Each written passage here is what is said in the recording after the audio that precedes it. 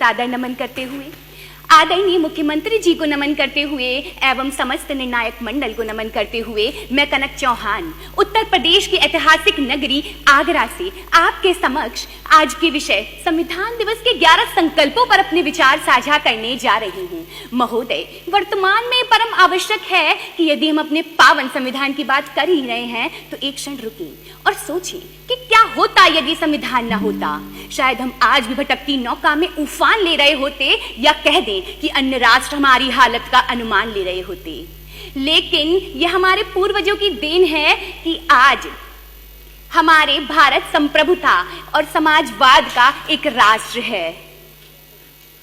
ये हमारा संविधान ही है जो हम भारतीयों को लोकतंत्र समाजवाद का हिस्सा बनाता है। महोदय, संप्रभुता, समाजवाद और वसुधैव कुटुंबकम का नारा आगे बढ़ाते हुए हम इस भारत को संवैधानिक मूल्यों को अपनाकर इतना आगे बढ़ा सकते हैं कि हर दिल, हर कर्म, हर गली में अब्दुल कलाम से लेकर प्रतिभा पाटिल मिल सकती हैं और विश्व भर में ये परचम हम लहरा सकते हैं कि दुनिया का इतिहास पूछता रोम कहाँ, यूनान कहाँ, घर घर में शुभ अग्नि जलाता वह उन्नत ईरान कहाँ, दीप बुझे पश्चिमी गगन के व्याप्त हुआ बदबर अंधियारा, किंतु चीर कर तम की छाती चमका हिंदुस्तान हमारा। जग आघातों को सहकर जीवित हिंदुस्तान हमारा, जग के मस्तक पर रोली सा शोभित हिंदुस्तान हमारा, शोभित हिंदुस्तान हमारा। धन्यवाद। जय हिंद, जय मां भारत। आगरा की कनक चौहान के पश्चात आगरा की ही सोना गहर।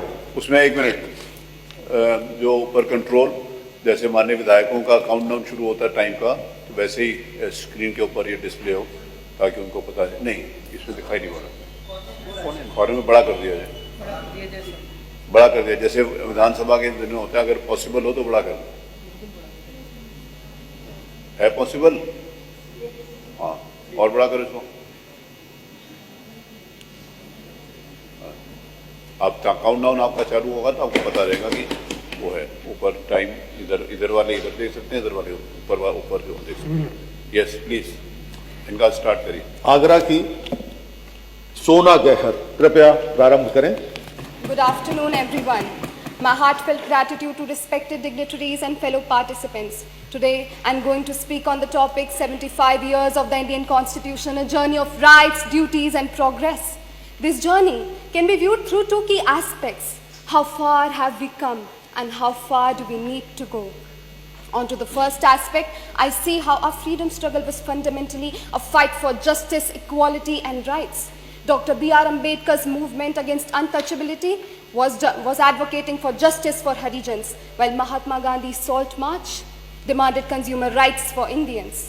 The culmination of all these struggles resulted in the Indian Constitution, which finally granted to every Indian the rights and the system of governance they truly deserve. Before independence, our India was a nation deprived of even the most basic forms of sustenance. Our people were humiliated and insulted at every point under the shackles of colonialism. Our resources were exploited and we were treated as second-class citizens in our own land. But after independence, our achievements from the creation of land to the victories in wars, the smiling Buddha, the green and the white revolutions, have all stemmed from the principles enshrined in our constitution. Today, India is consulted at global decisions and nations seek to engage with our growing markets because they recognize our strength. The difference between then and now is, in simple terms, freedom. This freedom is the result of the sacrifices and intellect of our great Indian leaders and people embodied in the Constitution.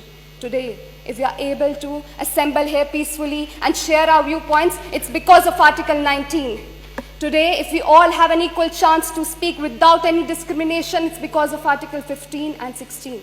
But my question is this enough? This question brings me to the second aspect of our Constitution's journey. As we move towards becoming Vikasit Bharat by 2047, we need to take some steps and make some changes in our constitutional journey.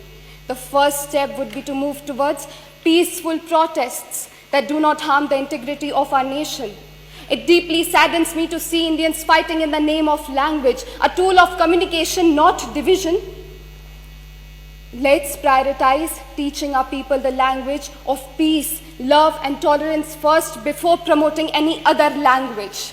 Next, the directive principles of state policy must be made legally enforceable, and women who once had to fight for getting out of their homes now have to fight battles against sexual harassments of all sorts. The need is for stricter punishments to not only punish the culprits, but also deter all those who view women as objects. Lastly, ironically, now when we have the right to preserve our own culture, our Indian youth are readily embracing K-pop and hip-hop at the expense of our own cultural heritage. While it is fine to appreciate foreign culture, it becomes a matter of great concern and shame if we forget our own.